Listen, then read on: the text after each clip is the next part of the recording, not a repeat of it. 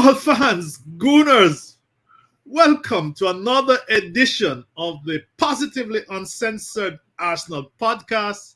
I am your host, Shotta, and as usual, my colleague, my friend, Blackburn George, is here as my expert. George, how are you doing?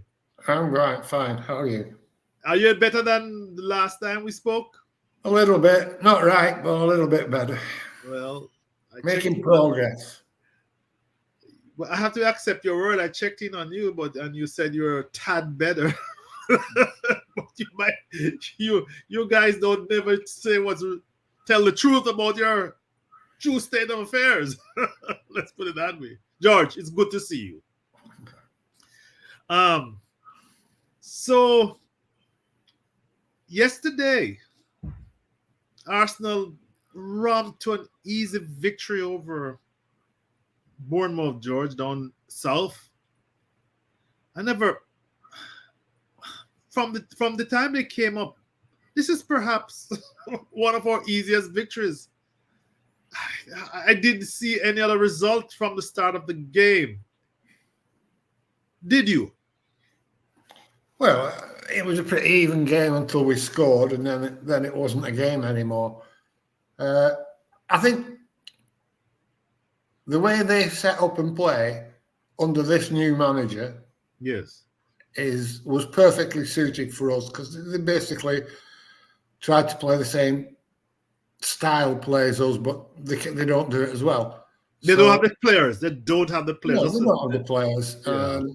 So it was a comfortable win. It's as simple as that. Totally in control of the game. And we could easily have scored more. We probably should have scored more. Yes, Gabriel Jesus had a couple of misses. In fact, I thought we probably should have created more because yes, they were there for the taking. We could have run up a cricket score if we'd have gone at them, I think. But 4-0, you can't complain. Why should you? It was as easy a victory as I've ever seen in the Arteta era, and I'm not. Yeah, I was thinking about that. I mean, we didn't play well. We played all right. I think yes. we looked good because they allowed us to play. But the difference is that when we don't play particularly well, but play okay, we can win 4-0. Yes. And when we don't play very well, we can win 1-0. Whereas 2-3 years ago, we were losing if we didn't play well. Yeah, that struck me, George, because we have come a long, long way. Right. We struggled. If we're not our best, a team like Bournemouth would give us trouble. I mean, yes. I mean, last year, it took, when we were at home or down there, it took that last second worldie by Reece Nelson to give us a victory. It did, yeah. And it was very tight. And we were 2-0 down, weren't we? Yes. So, I mean, I was there, I agree with you, George. I was thinking that, this team has come a long way. I don't think we've come a long way from last season, but we've come a long way in the last 2 or 3 seasons. Correct. We're a different team. We're a good team now. We're one of the best teams in the league, whereas we certainly weren't 2 or 3 years ago. No, not at all. Not at all. And I mean, you've always said this, but this is the result of the cumulative spending last year and this year. It's been, we have been like number 1, number 2 in spending.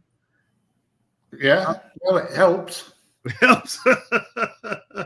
Of course, I mean, it does not automatically see the state of Chelsea. I mean, I'm Manchester United. But this is something that people throw at you. They'll throw Chelsea at you and you'll throw Manchester United at you and say, well, spending, it's nothing to do with spending. But nobody's ever said you can spend it badly. You have to spend it well. And I think we've spent mostly well. I'm not convinced on some of our spending, but mostly we spent it well. Whereas Chelsea and Man United have made a right pig's ear of the job. So, yeah, you have to spend like Manchester City. When they spend well. They don't seem to buy a duffer, do they? No, they don't. And they are able to, I was going to say recycle, but they're able to recycle players who are coming past or past their peak, and bring in new players that they don't lose much. I mean, the last 10 years, they have 5 titles, George. Five in the last 6. Or 6. Don't quote me on that. 5 of the last 6 titles. 5 of the last 6. Oh, correct, George. You are right. I mean, that's dominance of a league. In fact, I'm beginning to think that we're looking like the Spanish league, but we're not quite there, because it's either Liverpool or Manchester City. Your thoughts on that? Well, you say that, but Liverpool's only won it once in 30 years.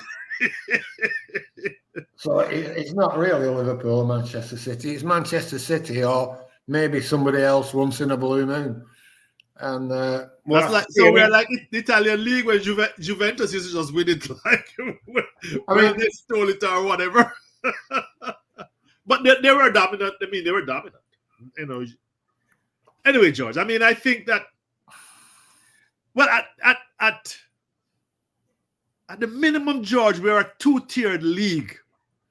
There are only about 4 or 5 teams that have any reasonable chance at the beginning of each season of winning.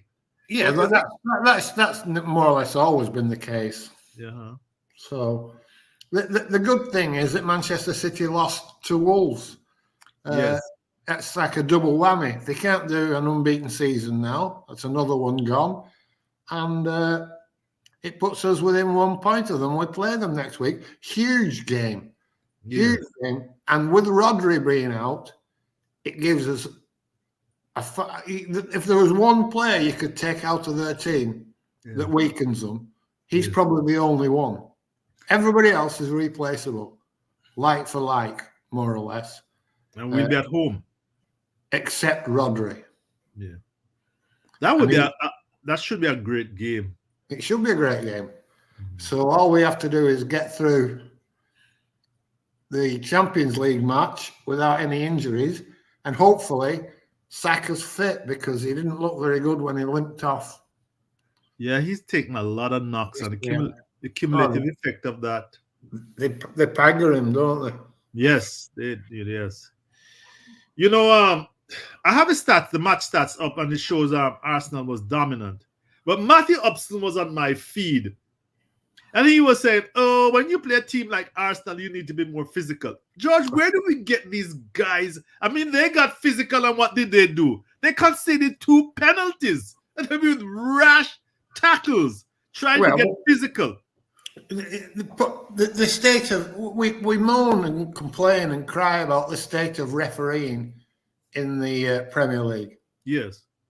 Well, it's world class compared to the state of punditry on the sports channel. I mean, really, it is. I listen to them and I'm thinking, you're either living in the Stone Age, you don't know what you're talking about. I don't know if you get Match of the Day, but I watched that. No, I don't. And they come on, and Manchester United battered Crystal Palace yesterday. Mm-hmm. Palace had 23% possession and 1 shot on target, and United had 77% possession, about 23 shots on target. And they say, "Oh, Palace deserved the win. They played great." You think, "Oh, what?" Same with Wolves and Manchester City. Manchester City battered them from pillar to post. Had loads more possession, loads more shots on target, loads more everything. Somehow managed to lose, and they'll tell you how well Wolves played. There's no sensible analysis of the games at all. It's just, I mean, we watched the Liverpool game yesterday, and why wasn't somebody saying, "Look, Spurs were playing 9 men for half an hour, and it took a last-minute own goal for them to win"? That was fucking horrible. They're ridiculous. But no, they were praising Spurs for keeping going till then. Imagine that. At home, they kept going till the end against 9 players. Whoa, what a fucking fabulous achievement that is. Under all that pressure against 9 players, they kept going. Fuck off. But there's no, you can't, like you say, Matthew Upson, and you hear it every week. It's not a one-off. Yeah. Every time a good team plays, you've got to get in the faces, let them know where you are, get about them, make it physical. You think, Jesus fucking Christ! No wonder the game doesn't progress.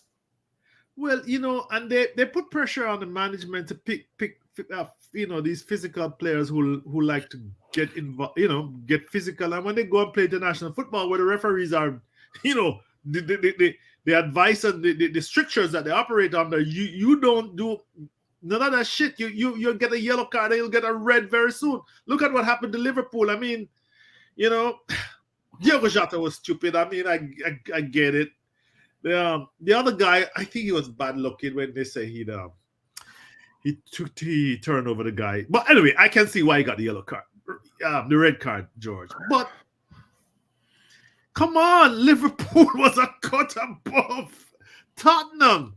And that travesty with the Ruben Diaz goal, George. And then to come the legendary Diaz, the human arrow. Come you on.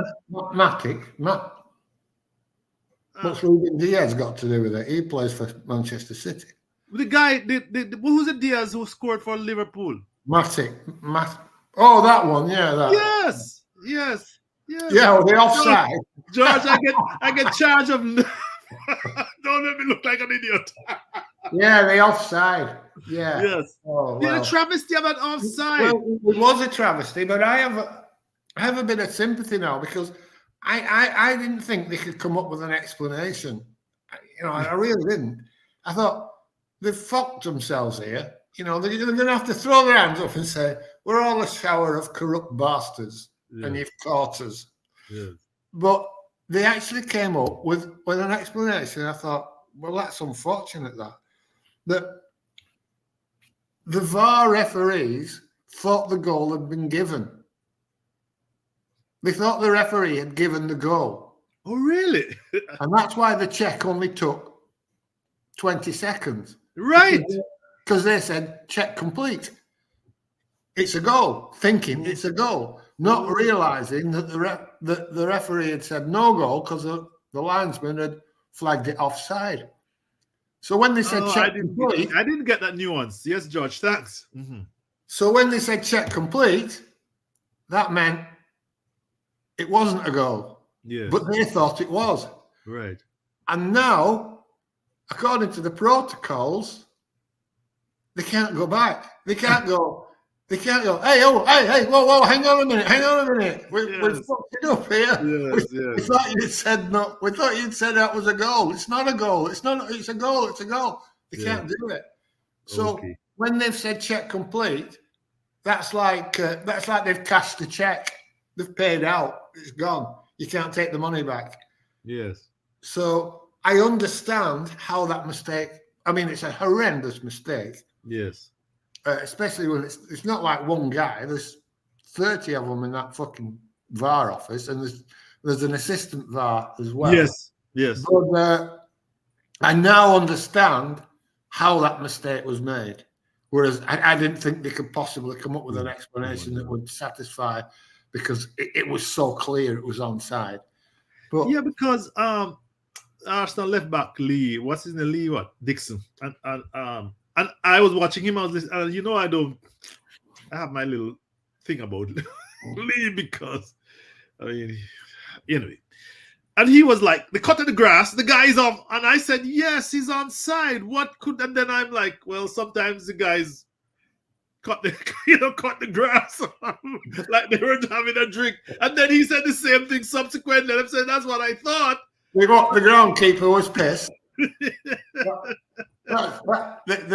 There's a statement here from the PGMOL saying it was offside. It looks like he was onside, but it wasn't, because the groundkeeper was pissed yesterday when he mowed the lawn. Yeah, I was just thinking, shit, I mean, these guys, you know how this works, George. Anyway, the line wasn't straight. Anyway, yes, there's your explanation. Yeah, you know now. George, I also wanted us to talk a little bit about. I mean, the game was such an easy. Well, yeah, it's hard to talk about that game because it was so one-sided and quite simple. But what we have to say is why were we so comfortable? We were so comfortable because we dominated the ball, we dominated midfield, and basically because Zinchenko did such a good job of moving into midfield and giving us the extra numbers. Yes, I want to focus on him because the last time that we spoke, one of your commentators, Siebes, who I've been trying to get back on, gave us a flogging on saying we just simply went with Saka as man of the match, but he thought Zinchenko was outstanding, and again yesterday he was an outstanding player. Before we move on, George, that is that lime green. I know I'm horrible, but that green with those black stripes. That is why I decided to wear this print this morning. I thought you were going to church. I have no Arsenal shirt that comes at the clothes. Okay, let me confuse the audience. I don't know if I did. But I thought, on a more serious note, that Zinchenko had a wonderful game. He was involved in those first two goals, George, coming inside the ball that was crossed by Odegaard to Jesus. Jesus, yeah. Jesus, which was the Gabriel Jesus. Too many Gabriels on that team. And then came on the crossbar and Saka finished it off. Zinchenko was involved in that. Also, the so-called pre-assist stat that people used to talk about. The penalty. He started on moving, the ball was rolled out by Rare. It started down on the left-hand side. And he let go Nketiah, who went on the dribble, and Max Aarons fouled him. And when I thought about it, what he has done is make, with Gabriel Jesus playing on the left, we are now looking more dangerous on the left instead of everything predictably coming from the right with Odegaard and Saka. Have you noticed that? Yeah, but he was always going to make it. He's basically an attacking midfielder, isn't he? You're right. He's not a left back. In fact, he's not very good in that left back position. But fortunately, the way we set up, he doesn't have to be there very much. So yeah, he's a very important player, and I also think it's important that we take him off. Yes, we did take him off and bring on the Emperor. Yeah. Yes.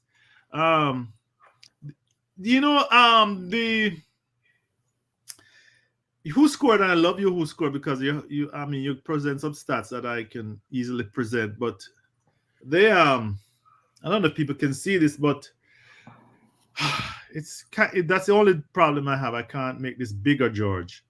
But they gave Odegaard a man of the match, and I'm not going to complain, but I thought that they were not very fair to Zinchenko. In the statistic, this stat, you can see, at least in summary, he had a 90.3% passing accuracy as against Odegaard's 88.7. He had 82 touches. Odegaard only had 71. He had 2 shots. Odegaard had 1. And I can dig deeper into this, but I don't know if that, people will be patient with me. But, your thoughts on the contrast in the varying contribution by the two in midfield. Well, you have to be careful when you look at stats, because midfield isn't midfield. Mm-hmm. It's easier to get the ball more often and get a higher percentage of pass completion the further back the pitch you play. Mm-hmm. Sometimes we see central defenders have the most touches and the highest pass percentage. That's because they're allowed so much time and space. the further up the pitch you go, the less time and space you get. Zinchenko plays considerably deeper than Martin Odegaard. Yes. When he roams on back when he comes in from fullback, he plays considerably deeper than Martin Odegaard. So you would expect him to get more time and space on the ball, which he does. Mm-hmm. Odegaard is regularly in and around the final third with very little time, very little space. So I don't think you can make a direct comparison between the two sets of stats. Mm-hmm. But he certainly has a good game, and given that time and space, he does take full advantage of it. You know, we saw if you watched the Manchester City match yesterday, which you probably didn't, you saw the guy who replaced Rodri, the lad that came from Chelsea, Kovac.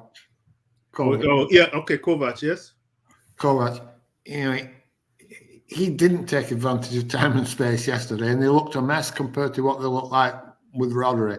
Mm-hmm. So he was playing a slightly different role, as does Zinchenko. But Zinchenko takes full advantage of that time and space. He's a terrific little player in midfield, and not so great defensively, right, George? Sorry, George, I interrupted you. Go ahead. I was overjoyed when we signed him. You know, I couldn't believe. I could hardly contain myself when we signed him 18 months ago. Yeah, I mean, he was surplus to requirements at City, but he was, but I don't know why. Yeah. But anyway, we got him. And, what does the performance mean for City? I think it's Saturday. Well, I think, like I said, with Rodri not being available to them, I think it puts a completely different complexion on the game. I think we have a good chance now. I mean, we always have a chance, don't we, playing at home against Manchester City. But we don't usually take advantage of it. We usually get spanked. Yes. I don't see that happening. Was it Sunday we play them?